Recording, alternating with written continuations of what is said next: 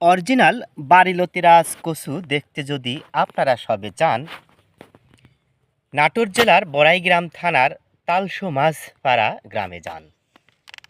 প্রিয় দর্শক, আপনারা দেখেন অরিজিনাল বাড়িলতিরাজ কচুর গাছ এবং প্রত্যেকটা গাছে প্রচুর পরিমাণে লতি হয়ে আসছে।